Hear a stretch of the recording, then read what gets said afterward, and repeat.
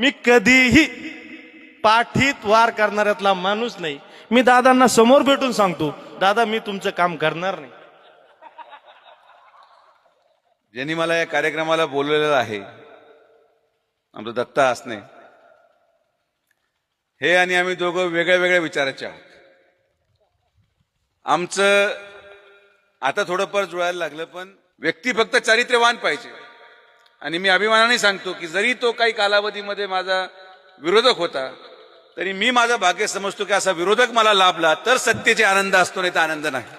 आणि आज देखील त्यांनी मनाचा मोठेपणा दाखवून मला या ठिकाणी निमंत्रित केलं.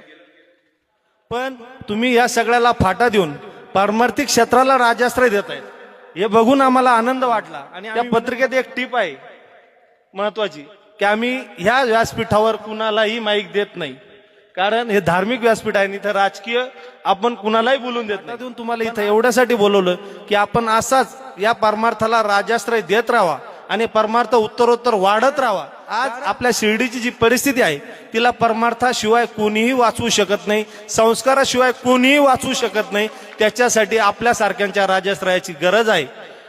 राहिला विषय राजकीय मतभेदाचा, मी राजकीय मतभेद आपल्या संगत असले तरी जे काय असेल ते सगळं समोरासमोर असतं.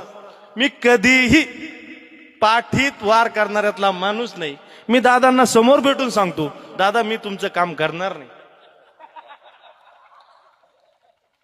पण तुम्ही ज्या वेळेस कुठलीही चांगली गोष्ट करत असतात त्यावेळेस मी तुम्हाला कुठे आडवाही येत नाही. हा सगळ्यात महत्वाचा गुण आहे. आणि